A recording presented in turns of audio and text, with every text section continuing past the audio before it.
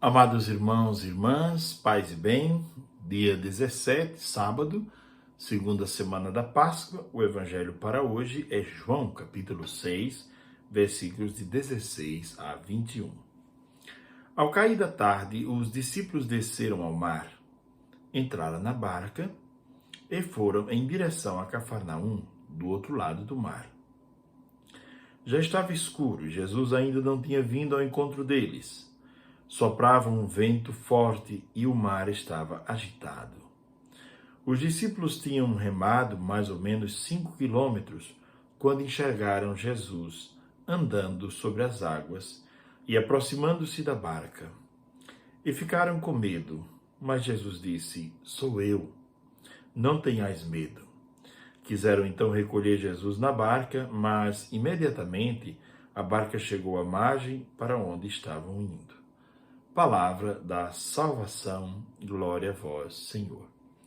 Muito bem, estamos diante de um texto sempre belo, do Evangelho de João, e sempre também cheio de enigmas, cheio de sinais e de linguagem figurativa, não é? Bom, esse é um terreno belo para fazer meditações. Os símbolos que aparecem no texto. Primeiro, a barca. A barca, desde o início, representa a igreja. Como também os santos padres falavam de barca e falavam de navio. E aqui eu trago um texto de Hipólito, de Roma, que diz coisas belíssimas sobre esta barca. Eu gostaria de partilhar com vocês. Hipólito diz, ele diz o seguinte, ele diz que a igreja é a barca que navega no mar que é o mundo, e o piloto desta barca é alguém muito experimentado. É Jesus, ele diz, não é? É Cristo. O mastro desse barco é a cruz. Os dois remos são o Antigo e o Novo Testamento. A vela branca, a vela que recebe o vento para dar a direção do barco, é o Espírito Santo. Então, veja como Hipólito descreve de maneira bela esse barco que é a igreja.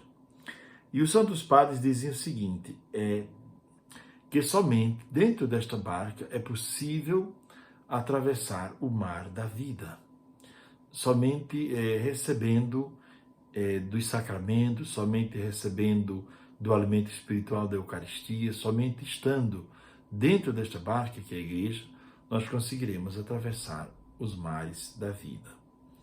Bom, é ainda importante sobre a barca dizer o seguinte, na simbologia dos sepulcros antigos, os primeiros cristãos gostavam de colocar um farol.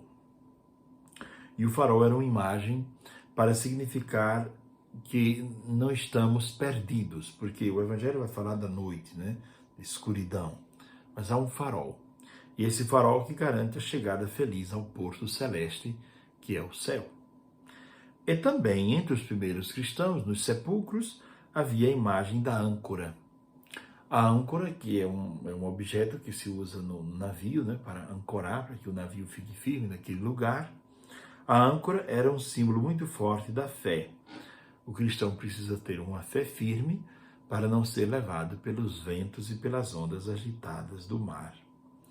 Pois bem, há também outro significado nesse barco. O barco, para muitos exegetas antigos, significa a própria cruz de Cristo, sem a qual não se chega à ressurreição. Pois bem, então esse é o primeiro sinal, uma barca, que é a igreja. Esta barca estava navegando num mar agitado. O mar na Bíblia tem muitos sentidos, mas o mar é uma figura que representa o mundo, com todas as suas complexidades e um mundo caótico também. O mar para os antigos, o mar representa forças ocultas, não conhecidas, por isso que o mar é algo que sempre amedronta. O mar estava agitado. Esse mar agitado pode simbolizar também a vida agitada, o coração agitado dos discípulos, o nosso também, que precisa chegar a outra margem, mas às vezes não sabe como.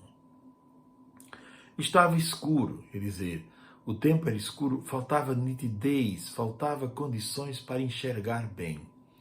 Havia escuridão. Na vida, de vez em quando se unem estes componentes, a nossa vida parece perder o rumo. Nós vamos tocar um pouco nisso. O mar agitado, a escuridão e, além do mais, um vento forte.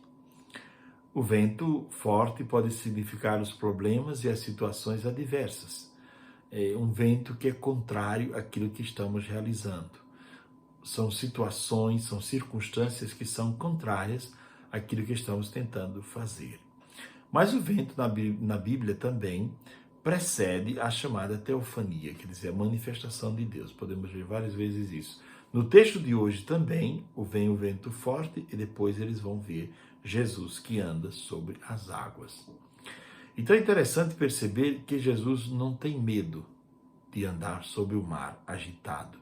Ele anda sobre as águas. Andar sobre as águas significa não ser tragado pelos problemas, quer dizer, não afundou, não foi tragado, não foi puxado pelos problemas, mas ele caminha com muita realeza, né? Como rei sobre as águas agitadas. Mesmo no momento do julgamento, quando Jesus está sendo julgado, ele se comporta como rei. No diálogo entre Cristo e Pilatos se vê quem tem realeza e quem não tem. No diálogo entre Jesus e Herodes também se vê quem tem realeza e quem não tem. Jesus age sempre com muita realeza, com muita segurança. Ele não teme as águas agitadas. Pilatos diz a certa altura do julgamento: o senhor sabe que eu posso lhe salvar, né? Eu tenho poder. E Jesus diz: mas você não teria poder se o Pai do céu não lhe concedesse. Então, o Pai do céu tem muito mais poder que você. Não adianta nem comparar. Jesus anda sobre as águas agitadas. E ele então se aproxima dos discípulos e ele diz: sou eu, ou eu sou, que corresponde à afirmação do Antigo Testamento. Eu sou, é Deus, ele é Deus, ego eimi, eu sou. Ele pode dizer eu sou, ele tem existência em si mesmo, né? Nele, diz o apóstolo Paulo, nós existimos nele, mas ele tem existência em si mesmo, ele é ego eimi. E depois ele afirma: não tenhais medo. É um convite para viver sem medo. Interessante que do medo é que nascem muitas tragédias. Podemos ver, por exemplo, por que Caim matou Abel? Porque tinha medo de ser rejeitado por Deus. Tinha medo de ser preterido, de ver que Abel era sempre o querido de Deus, que fazia as coisas certas e tudo mais. Então o medo, por causa do medo, ativou-se em Caim uma certa síndrome, não é? de pensar, de sentir-se coitadinho, e esse medo levou a matar o próprio irmão, não é? Então o medo destrói o homem. Quando a gente vê às vezes uma pessoa muito irasciva, muito cheia de ira, de raiva, ou uma pessoa que parece ter uma personalidade muito forte, muitas vezes há um medo escondido por trás daquilo. E aquela pessoa não quer demonstrar o medo, e para não demonstrar o medo, ela apresenta-se como alguém muito seguro, muito segura de si mesmo. Não pode apresentar medo, né? Mas o medo faz parte da vida, não é? Na medida correta, claro, não é? O medo não pode paralisar o ser humano. Jesus diz: não tenhais medo, quer dizer, vocês devem viver de maneira livre, vocês devem ser livres diante do mundo. Não devem ter medo se a barca, que é a igreja, está agitada. Nós estamos vendo, por exemplo, nos tempos de hoje, no momento presente, a barca vive momentos de agitação.